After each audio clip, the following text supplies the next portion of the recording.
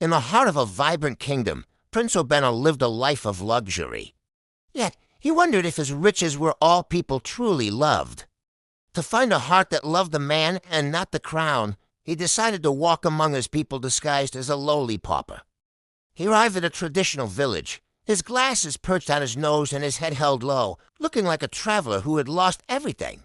He approached a group of fashionable ladies, hoping to find a kind word, but their eyes only saw his tattered clothes and dusty shoes.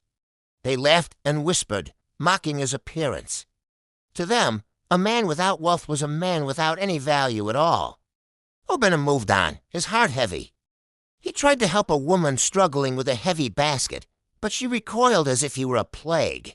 Everywhere he turned, the story was the same. The village was full of people who only respected the glitter of gold. As the afternoon sun began to dip, he felt dejected. Was there no one in this beautiful land who looked deeper than the surface?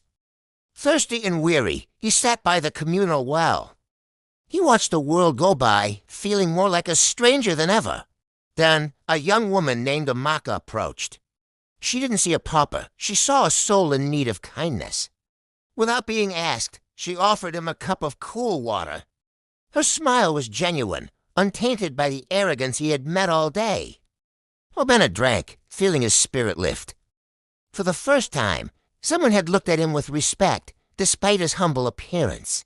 They sat together under the ancient baobab tree as the sky turned purple. They spoke of simple things, of dreams, and of the village. Amaka shared her food with him, laughing at his jokes and listening to his stories as if he were the most important man in the world. Obena knew he had found what he was looking for. A heart that was pure, a love that was blind to status. The next morning, the village was awakened by the sound of drums. A grand procession arrived, signaling the presence of royalty. At the head of the procession was Prince Obena, no longer in rags, but dressed in the finest luxurious African embroidery. The ladies who had mocked him stood in stunned silence. Their faces were pale with regret as they realized the pauper was their prince. Ignoring the crowd, the prince walked straight to the well. He found Amaka, who was watching with wonder and confusion. He took her hand and told her that her kindness had won his heart. He promised her a life where she would be his queen.